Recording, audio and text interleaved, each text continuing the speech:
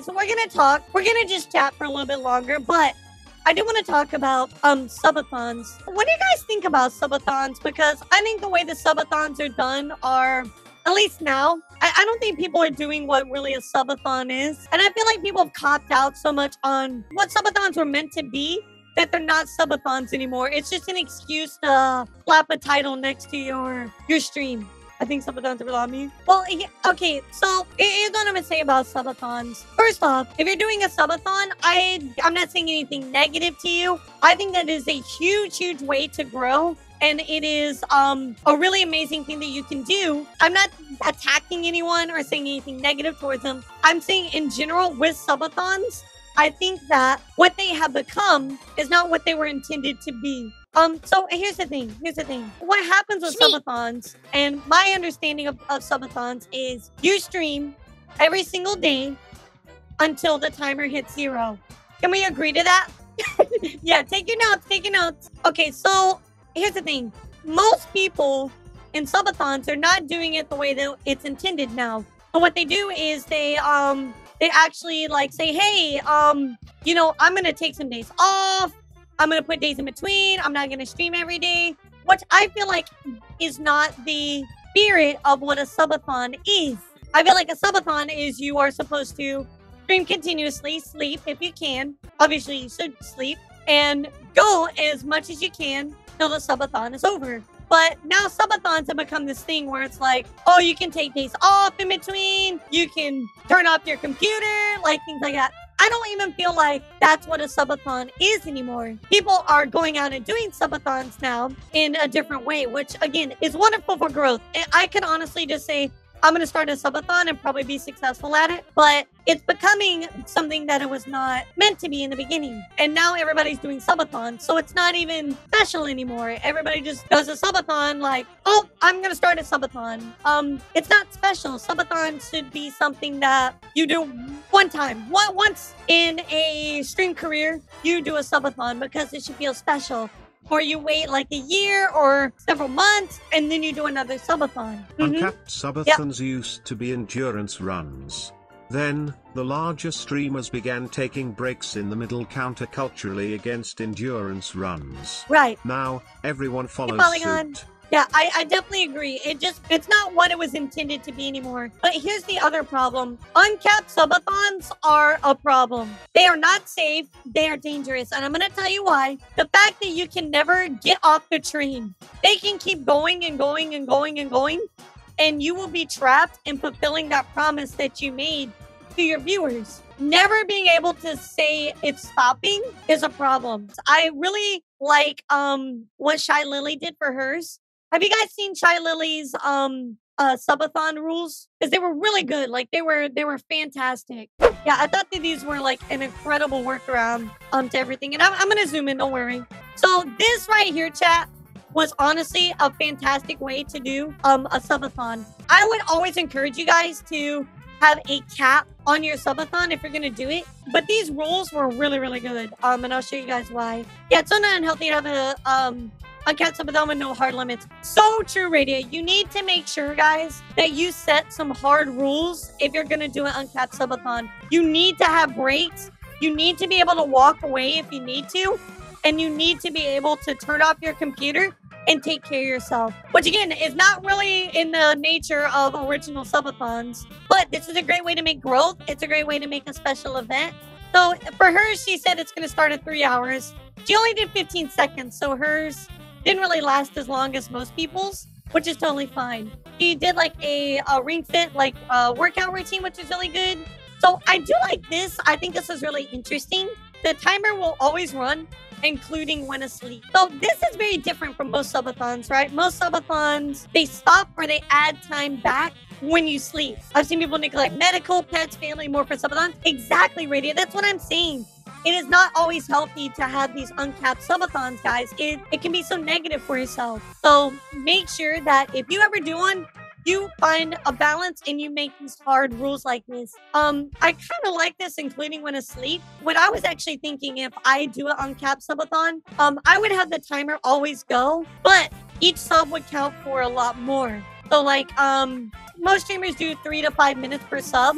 I was thinking about maybe doing 10, but the timer would always run. I feel like that would be a little bit different, but it could be a good idea. So if you are considering doing one, that might be a good idea for you. Yeah, the PC needs to cool down. You don't let it overheat. It can melt with the CPU powers. Like, right. There's just so many things that could go wrong. She did some movie watch-alongs and things like that. So this is what's really important. So subathons can be physically and mentally exhausting. So of course, breaks and sleep is very much needed. Every hour we accumulate a 5-minute of break time. I love this so much. Guys, you need to stretch. You need to have breaks. When I did my Saturday stream, I took breaks. Every 4 hours or so I stretched. But that's the problem with uncapped subathons. You get trapped. You can't stop because most people, the way they do it is the timer gets added back if you take time off, which is, I think, counterintuitive and counterproductive to what is going on to the stream and what you want to accomplish. I just think it's bad. The other part of that too is streaming is not everything for your content creation, right? Like there's other parts to your content creation. There's creating TikToks, YouTubes, all types of other things. So if you are not creating that content still, it's going to be an overall negative for your channel. Yes, streaming is great and subathons generate a lot of revenue, but is that really worth it to nerf your exposure where you could be making some amazing things on YouTube or TikTok or all those other places? Because we all know Twitch has the best exposure, right, chat? Man, Twitch really helps get your name out there. Yeah, and I feel like that's just like signing yourself up for burnout. But I do like this, the break that added up. That was really nice. Also like that she said that, don't give me advice because I know my body better than anybody else, which I'm just so glad somebody said it. Because sometimes people try to tell you like, oh yeah, like I know your body better than you, so I'm going to tell you how to be.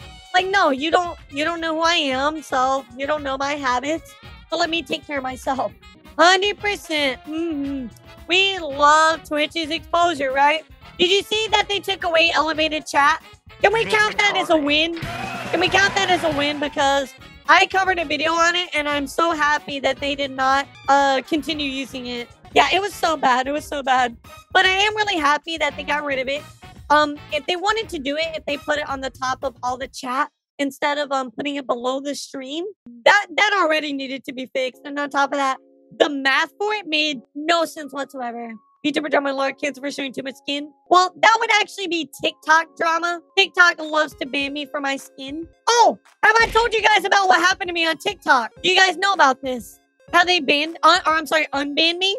Oh, let me show you this. This is glorious. So, first off, I want you guys to know I am going to be absolutely roasting TikTok here in just a bit. Oh, here's what's going on with TikTok. Let me tell you my story on TikTok. So, my original account, I started getting into TikTok right before like all the VTubers got like really big on TikTok.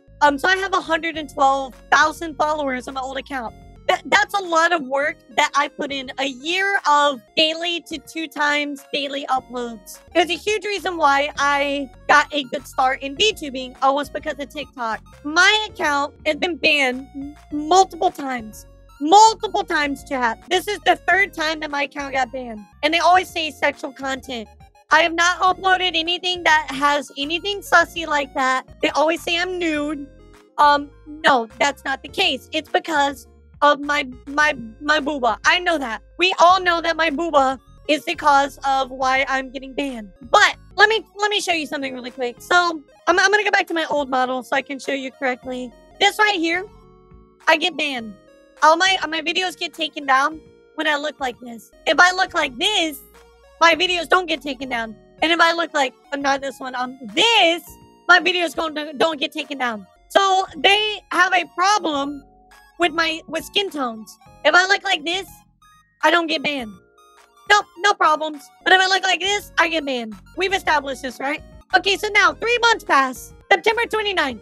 Thank you for contacting TikTok. We understand how important your account is. After a careful review, it appears there are no violations of our community guidelines, and we've reactivated your account. So, this is what happened on September 29th, okay?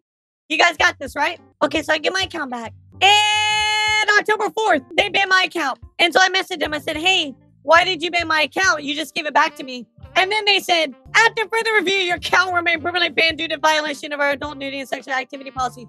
But you literally just said 5 days ago that I didn't break anything. So did I break it or didn't I break it? What is it, TikTok? You reviewed it, but there's not a problem. But oh, now there's a problem. Here's the other part.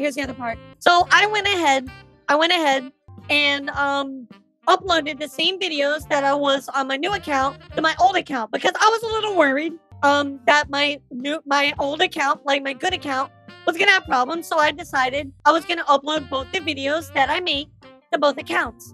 So I did this for about 3 days.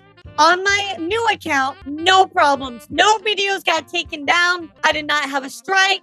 Nothing. On my old account, I have no idea what happened. They just cut it up. So they can't say that a video that I might have posted would have caused this, right? Because the other account had no problem. So it couldn't be the videos I posted got flagged because on my new account, that wasn't a problem. Here's the worst part, chat. You know how I've been doing this on TikTok for a while, right? I have made about $500 from TikTok over the course of time. I never withdrew that money because I was never, I wasn't really like hurting for the money. I was saving it for when my 2.0 came out. So, I could use that towards my new model.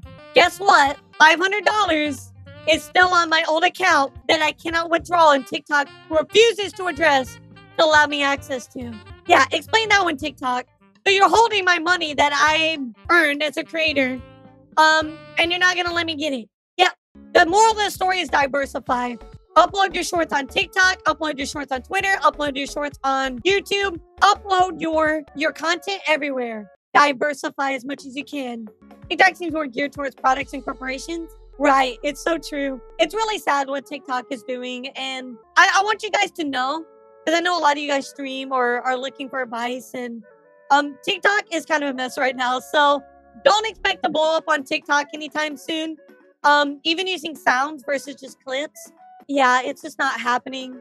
But I want my account back and I want my money back. So TikTok, can you hit your girl account back, please? As far as TikTok goes, guys, I'm hoping to still get my account back. I am going to be starting something here very soon about TikTok because so many people have had problems. A lot of my friends, like Sylvie or Box Plushie, or a lot of other people have had issues with it. I know Bex has had issues with it. So I am going to be creating something pretty big to get as many VTubers together as possible, so we can at least say something towards TikTok that what they're doing is just not cool. So here is some good news. What Citrus brings up. Okay, so YouTube is monetizing their shorts, which is awesome. And you can use copyrighted material, so they won't strike you for that either, which is like a huge thing. So you can use like Rickrolls and stuff and it won't get demonetized because of that reason. I'm hoping to stream a little bit more on YouTube as well. Diversifying away from Twitch, I think, is going to be so important for the long term. Like as a streamer, if you want to be a successful streamer and you want to last for at least 5 to 10 years, you need to start streaming on YouTube, guys, because Twitch is not the future. Twitch ain't doing it. You need to start streaming. If you're a content creator, you need to start streaming a little bit on YouTube. Whether you stream, I don't know, 4 times a week and you make 1 YouTube, or you stream 5 times a week and you make 1 YouTube, you need to introduce more YouTube onto your streams and your content, because YouTube's the future, guys. Twitch is not doing it, guys. They continue to cut our revenue. They continue to roll out things that are useless. The whole platform is literally just on a downward decline. Please invest time in YouTube. I am going to be soon streaming on YouTube once a week, just for a few hours, but I will be doing that as an extra thing because I know I need to get people used to coming to my YouTube. Right, yeah, YouTube is literally just a few updates from kicking Twitch's butt. They need a little bit more discoverability about their live streams because the platform doesn't do a very good job with that. But once they get that fixed, oh man, they will be killing it. So everybody, I hear this from a lot of creators. They're like, oh, I stream full time. And I'm like, what do you mean? And they're like, oh, I stream full time as my revenue. That is the scariest thing that you could possibly do for yourself, guys. You need to have an evergreen source of revenue behind what you're doing. You need to have YouTube. You need to be monetized there. You need to either have like a really good like supporters through Patreon or Ko-Fi. You need to have extra support besides streaming. And here's the reason why. What happens if you can't stream? Something happens, your PC breaks and you can't. Yeah, what are you gonna do? What are you gonna do, chat? You're done. That's it. All your support is gone. All your money's gone. You are screwed. So you need to make sure that you're monetizing in other ways than just streaming. Streaming can be a source of revenue, but your main source of revenue needs to be like YouTube or something else. I follow 8vtuber. I love him. Recently made a stream on YouTube. He usually has 600, 700 people on Twitch. He has 1,300 viewers. Yeah. If you already have a pre-established YouTube, man, you can be killing it. Get a G Fuel sponsorship, sell merch. Exactly. All of those things. Like, guys, what I do, I have merch that gives me a little bit of income as a boost. I have my streaming. I have my Ko-Fi. I'll have my YouTube pretty soon because I'm getting close to being monetized there. You know, I have a lot of different things that help support me. I have a sponsor by Pepper, so I can use that towards video game, tournaments, which doesn't come out of my pocket. So things like that are just a great way to help. Need emotes on like a tab where you see live streams, right? If they let you have a tab and emotes, that's it. Once that's done, Twitch is done. It's over. You can get BTTV and 7TV on YouTube, but here's the other thing you guys are ignoring: 70-30 split. 70-30 split for creators, chat. So think about this. You guys pay $6 per sub, right? How much money do I get from that? I get $3. I get half of that. Now imagine an extra 20%. That is an extra $1.20 for every single sub. I have 500 subs, about 500 subs, chat. I'm very transparent about that. Let's see. That is an extra $600. So yeah, an extra $600 in my pocket to support myself and to support you guys, do more content. Lots of other sex sites is a recurring problem. Oh, yes, moderation is a problem in the YouTube botting. But I do know that they are working on it. So there are solutions. YouTube botting, I don't even know. I have to look into it. That's why I haven't quite done it yet. So Star Destroyer, yeah, they've always had a 70-30. Twitch used to have it. Then they downgraded it to only certain people. And then they downgraded it to just 50-50 period. And top creators can still get 70-30, but only up to like, I think it's like 100,000 or something like that. It's really bad. This is the argument I don't get either. People are like, oh guys, Twitch is just trying to make money. Guys, seriously, why does it matter? They have Amazon behind them.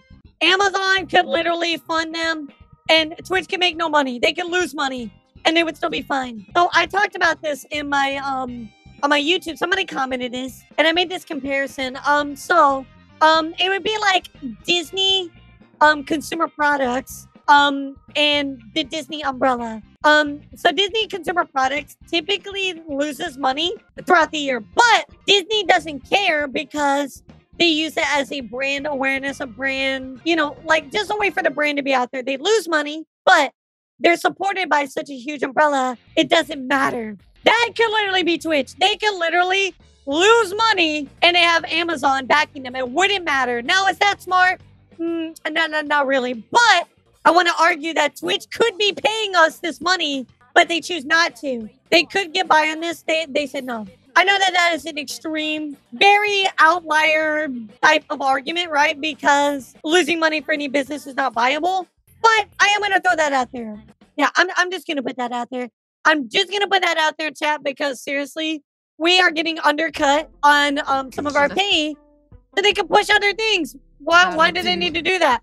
They don't. That it's too easy for them. It is. Which could also make less brain-melting ads. I mean, the ads I understand.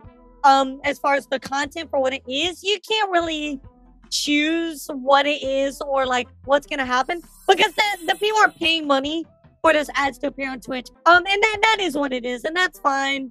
That's no big deal. Ads are ads, right? But we don't need so many. It's just completely unnecessary. To be honest, I just don't get it. Why we need so many ads. It's just too much.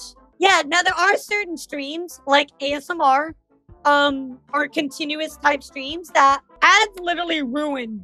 Now, yes, you can sub. Subbing is super nice, and we appreciate subs, but you shouldn't have to view that many ads anyway. That comes directly from Twitch to some of us. Hello, fellow kids. Yeah, that's true. That's true. But the worst part is I don't know if you guys know this, but do you guys know how the ads work overall on our channels? Like the choices we have as creators for our ads? Because they're basically a trap. Let me back up because I want to tell you what pre-roll ads. Pre-roll ads are where you go to a stream and it plays ads immediately, and then you watch the stream. Those are pre-roll ads. So we have a choice. We can turn off pre-roll ads, but instead of watching a 30-minute pre-roll ad, it makes you watch 90 seconds minimum per hour of ads. So let me get this straight. I have to turn on pre-roll ads and people show up to my stream and they have to watch an ad, which means they're probably going to click off because they don't want to watch an ad. Or I make the people that don't have to watch a pre-roll ad and people that are already watching the stream watch 90 seconds of ads. Minimum, by the way. I can increase that if I want to. I can do 3 minutes of ads per hour. Do you see the trap that Twitch has put all of us in as creators? We don't get much of a choice in helping ourselves or helping you as viewers. I have everything set up. The least I can do, I have 30-second ads per hour, which is the least I can do. And I have pre-roll ads enabled because I'd rather you guys have to watch a 30-second ad and then no more ads as much as possible. That's how it goes. That's exactly what happens. That's what we have to deal with. Now, you can get an ad blocker, but Star Destroyer Twitch has been smart enough in implementing certain coding that ad blockers do not work consistently. I don't mind 90 seconds of ads in the condition of stream, but also take a break every hour. Right, yeah. If I go on break, like a long extended break, I would run an ad because it takes away you guys having to watch ads in the future, which I don't want you to have to do, right? But the fact that minimally, put everything else aside, you guys have to watch this many ads is ridiculous. Bye, Citrus. I think we're about to wrap up anyway. But guys, I want you to be informed about what Twitch is doing and what things that they are actively have out there so you can make the best choices to support yourself in your streaming careers. And I will always be transparent. I will literally tell you how many subs I have, the revenue I make. I don't care because I want you guys to be successful. And that's why I'm in VTuber Academia, right? I want you guys to be successful and to have, the best opportunities. And if you ever want to check it out, I do offer one-on-ones. I do deep dives into things. So that's where VTuber Academia kind of steps in. But guys, I want to say thank you all so much for being here. Thank you so much. This has been such a fun stream. But thank you so much, guys. I will see you all very, very soon, okay? Bye, everyone. Take care. Make good choices.